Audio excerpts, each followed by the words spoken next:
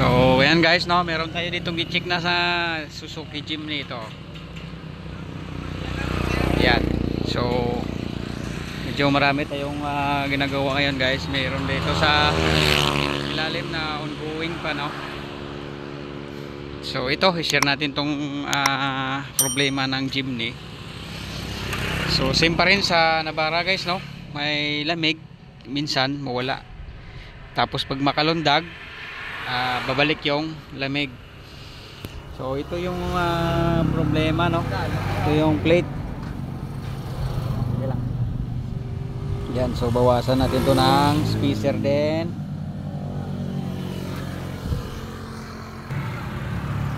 So malaki na po yung distance sa pulley, so hindi masyado makita guys kasi salop yung plate sa pulley.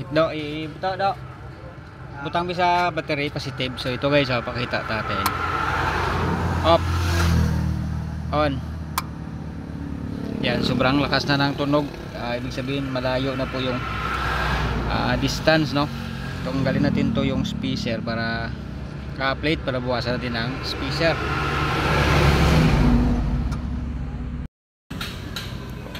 Okay guys, ito na, natanggal na. Ito yung plate, no. Yan. So hindi na po pantay yung alapat doon sa ating pulley kasi ito po mangyari kapag malayo na po yung distansya ng ating plate. So gagawin natin, bawasan natin ng isang spacer ito.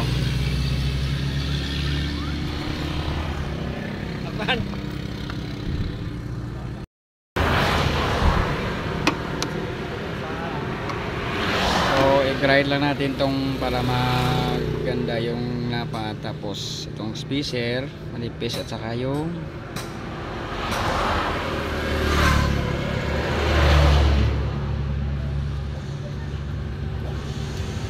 kapal at manipis guys, no. So yung manipis yan. So kapag sobrang laki na po ng clearance, pwede tanggalin tong makapal tapos ibalik itong manipis.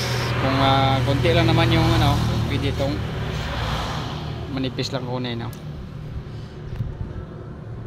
So grind lang muna natin yan. So tapos na natin i-grind. Okay, balik ko lang guys, no. Balik ko lang tong ating para masukat natin yung clearance sa plate at saka pulley.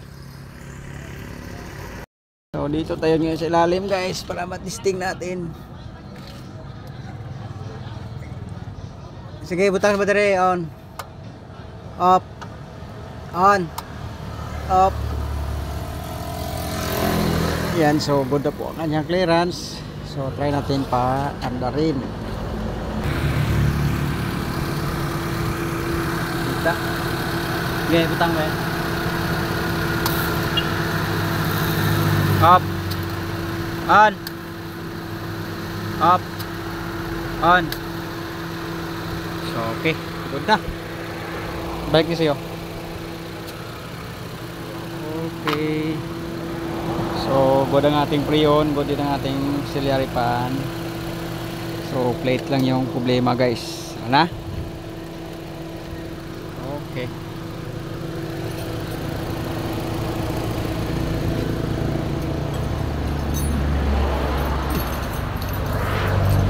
Woof.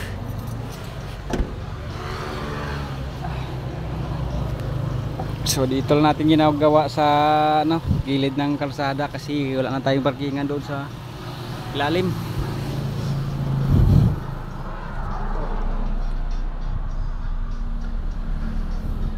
Okay.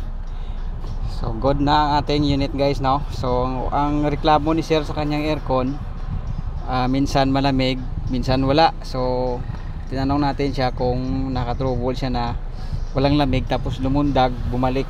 So sabi niya ganun daw yung nangyari, nakalundag yung unit, bumalik yung lamig sa aircon. So i-findings natin guys itong yung plate, sobrang laki na po ng clearance sa pulley. So yung iba pag hindi na po masyadong parang bingkong na, malaki na po yung damage, so nagpapalit na po tayo ng buong pulley assembly. Pero kung konti lang naman na pwede pang maidiyahan guys, no, so yun lang muna, bawasan natin ng spacer, tapos grind lang natin ng konti yung plate. Yan. Okay, so ito heater po ito okay, so yun lang guys, no, and maraming salamat po, sana may na-share na naman tayo. Okay.